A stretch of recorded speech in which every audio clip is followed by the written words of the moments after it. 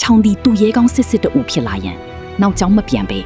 Land of Dawn တခွင်တို့ခရီးစတင်ထွက်ခွာတော့မိဖြစ်ကြောင်းသစ္စာဆိုခဲ့သည် ဇလန်းမစခင်လေးမှာ like and share လေးလုပ်ပေးဖို့မေတ္တာရက်ခံပါတယ် ချောင်းဒီစင်းရဲမွဲတေမှု၏အလဲပဟိုအလွန်ခေါင်းသားလာသောရက်ကွက်တစ်ခုတွင်မွေးဖွားခဲ့ပြီးဘဝကိုအနှိမ့်ကျဆုံးအခြေအနေဖြင့်ဖြတ်တန်းခဲ့ရသူဖြစ်သည်ထို့သောစိတ်ပြတ်ဖွယ်ရာကောင်းလာသောပတ်ဝန်းကျင်တွင်ရှင်သန်ခဲ့ရတော့လဲချောင်းဒီသူ၏ကျင်နာတတ်သောစိတ်နှလုံးကိုအမြဲထိမ့်သိမ်းထားနိုင်ခဲ့သည်သူသည်ထိုရက်ကွက်ရှိတက်ကြီးရွယ်အိုများနှင့်ကလေးသူငယ်များကိုနေ့စဉ်မပြတ်စေတနာအပြည့်ဖြင့်ကူညီဆောင်ရှောက်ပေးခဲ့သည်ထိုအချိန်ကာလအတွင်း Land of Dawn တခွင်၌ကြီးမားသောမငြိမ်မသက်မှုများနှင့်ဖယိုဖယဲဖြစ်မှုများပြန့်နှံ့နေပြီးအဆုံးတွင်ထိုလှောင်ပိတ်နေသောရက်ကွက်လေးစီတို့ပါရိုက်ခတ်လာခဲ့သည်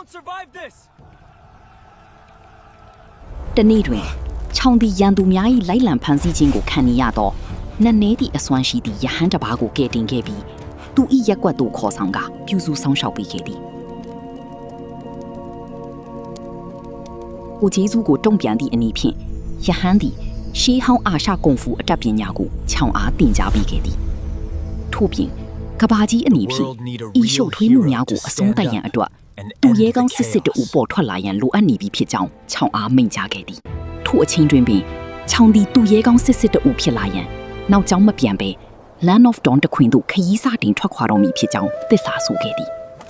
ခြောင်ထွက်ခွာသွားခြင်းတွင်ထိုယဟန်သည်ခေါင်းကြီးပြလျက်အမောင်ထုအတွင်းသို့ကိုယ်ရောင်ဖြောက်ကွယ်ပြောက်သွားခဲ့လေသည်